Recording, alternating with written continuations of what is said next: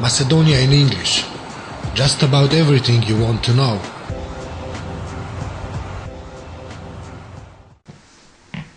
Foreign Minister Popovsky sends letter to Bulgarian counterpart.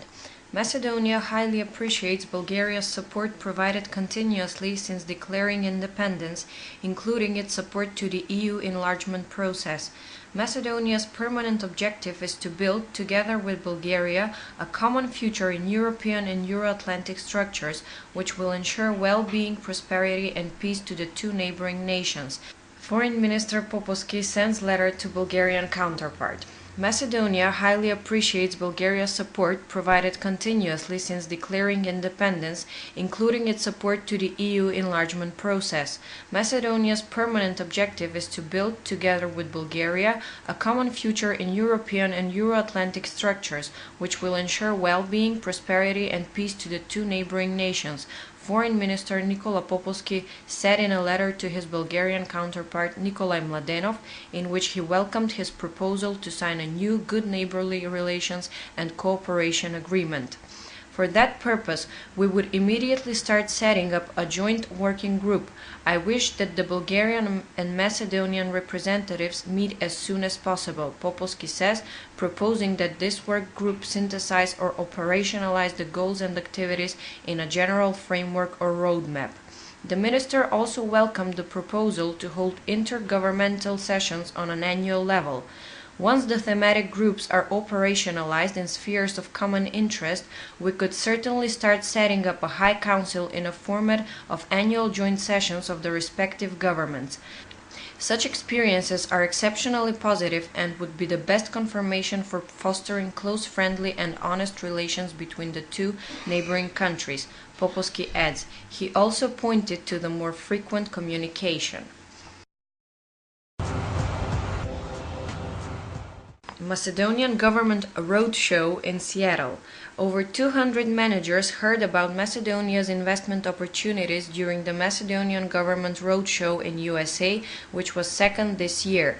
Part of these managers announced to visit Macedonia. Approximately 40 companies took part in the latest business forum in Seattle. Seattle is one of the most important logistics centers of the West Coast in USA, the seat to many multinational companies and a large port. Therefore, we spoke of Macedonia in terms of its location and possibilities for logistic companies to invest in, as well as for the opportunities for ICT companies to invest since Microsoft's seat is here as well, said Vladimir Peshevsky, Vice Prime Minister for Economic Affairs. The presentation was clear and to the point. Now I know a lot more about Macedonia's policy in attracting foreign investors, said William Glassford from the Seattle Trade Development Alliance. USA is economically the most powerful and the richest country. There are many companies here from around the world and they don't invest in America only, but in other parts of the world as well. Companies seeking to invest because of the crisis need a competitive market with low costs and a good location for making business such as Macedonia, said Prime Minister Nikola Gruevski. Vice Prime Minister Arifi on Macedonia's European perspective. All my meetings, including my latest conversation with France's Minister of European Affairs, Mr. Kazanov, have led me to conclude that the European countries, European Commission and European partners are very just when it comes to the issue of opening negotiations with Macedonia, Vice Prime Minister for European Affairs Teuta Arifi said. When asked to say what she thinks will happen at the EU summit, Arifi answered that she does not want to make predictions. I hope the EU will find a fair way to give fair conclusions at the December summit. We did a lot of work this year with the high-level accession dialogue. The work of the EU approximation process is a long process and it will not end quickly, but I think we are moving in the right direction, she added. As far as the issue of local elections is concerned, Arifi said she is currently focused only on EU integrations. The Vice Prime Minister held a lecture at the Tetovo State University titled Towards the European Future. Lidia Nedelkova elected Supreme Court President. The Judicial Council unanimously elected Lidia Nedelkova, the former head of the Criminal Court, as the new president of the Supreme Court. Supreme Court judges Risto Katavenovsky, Faik Aslani, and acting president Milka Stevkova were also among the candidates for the post. At the previous election several months ago, Nedelkova did not receive the required number of votes. The Council's last session before the election of 5 new members scheduled for today also saw Judge Vladimir Panchevsky being elected as president of the Skopje Basic Court 1. The members of the Council also elected Stoyan Cheribarev as president of the Shtip Court of Appeals. Judicial Council President Alexandra Zafirovska explained that the Council had scheduled extraordinary because a Brussels subcommittee had made such a recommendation. At the session, the Council also elected several other judges. Association of Macedonian Communities in Australia on Bishop Petar. Representatives of 13 municipalities within the Association of Macedonian Communities in Australia say it is unacceptable that Bishop Petar and Macedonian Orthodox Church take the property of the church municipalities in Australia, which should be governed by the people. This was stated before the meeting of the Synod Commission, where representatives are going to try to find a solution to this problem. Macedonian Orthodox Church can be the owner of the property via the church municipalities. This is the people's church, and the authority stems from the believers rather than the bishops. The municipalities should be governed by a steering board, and we've never complained about the payment of contributions.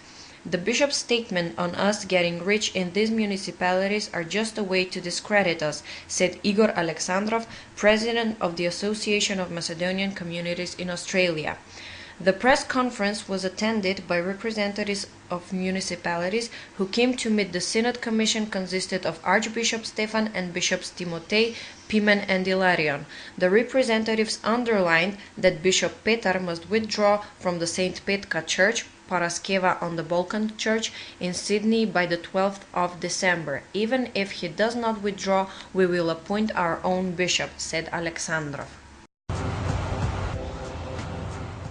Clinical Center Independent Trade Union to press charges against State Health Inspectorate. The Clinical Center Independent Trade Union will press charges against the State Health Inspectorate since the inspection, which was conducted on field, took place as if doctors worked regularly and not in conditions of strike.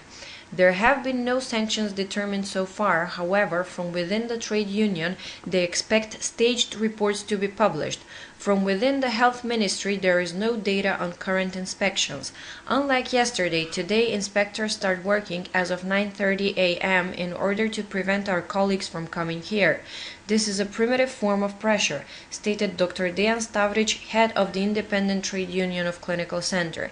To get out of the difficult situation, doctors seek help from the Prime Minister and the President. They say that they won't allow to be ignored. Andon Chibyshev, manager of the toxicology clinic, remarked to protesting doctors, noting that since the strike began, the work in the clinical center has increased threefold. From within the doctors' trade union, they expect an agreement with Minister Todorov until the 15th of December. Dimitar Buzlevsky to run for Resen mayor as independent candidate. Dimitar Buzlevsky announced he will run for mayor of Resen, saying the citizens has asked him to do so. Buzlevsky told Canal Pet TV that he will be elected thanks to the votes of his fellow party members. Let us put an end to the agony in which Resen lives. I am a member of Sada Sama. I said I will run as an independent candidate, which means that I am counting on the votes of the Sada Sama members as well. I haven't contacted the party about this decision. We assume they will react. I made my decision only as a result of the citizens' wish. Buzlevsky pointed out. He stressed that no one had influenced him to run as an independent candidate. Sada Sama's executive board was expected to discuss Buzlevsky's decision on Tuesday, and the party said he even might be expelled. Sada Sama still claims that the party members who decide to run as independent candidates only benefit Vamaro Dapamana's scenario to prevent the opposition from getting more votes. Macedonia in English. Just about everything you want to know.